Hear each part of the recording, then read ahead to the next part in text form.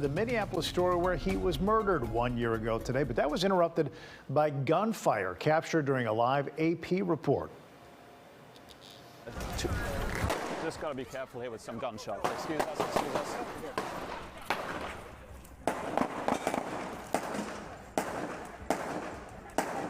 It sounds like gunshots. I'll let you know what this is. These seem to be gunshots. Multiple rounds of gunfire. One person was hurt. That person was sent to the hospital with what were described as non-life-threatening injuries.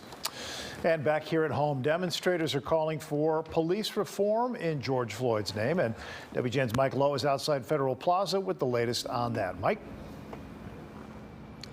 Ray, good evening to you. As you can see behind me, a number of activists have already started to gather here at Federal Plaza for what will be an evening candlelight vigil and then a march through downtown to mark the anniversary of the killing of George Floyd, an event that, of course, sparked a national discussion about race relations and police reform.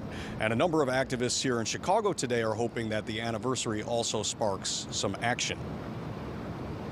No more police misconduct, no more police crimes, no more public lynchings and executions of black and brown Chicagoans by the police. Voicing the themes of respect, remembrance, and recommitment to the movement. We believe that our faith calls us to fight for justice. A group rallied at the Thompson Center in downtown Chicago to mark the anniversary of the death of George Floyd, whose killing under the knee of Minneapolis police officer Derek Chauvin sparked worldwide protests and racial unrest. We stand here on the steps of the Rainbow Push Coalition. At the offices of the Rainbow Push Coalition on Chicago's South Side, civil rights leaders called on Congress to enact a major police reform bill.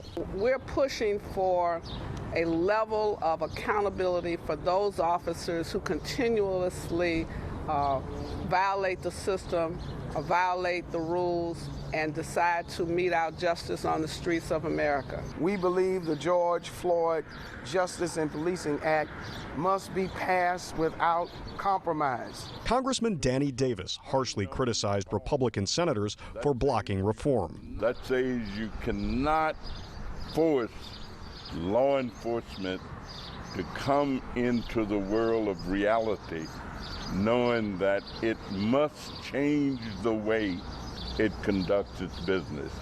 Meanwhile, in the state legislature, Representative Cam Buckner spoke on the House floor.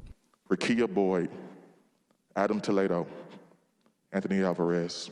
Reading the names of those killed by police in Illinois and pleading for more sweeping reforms. We keep working day by day until we can look up and see that the world has indeed changed. But we know that we have not done enough yet.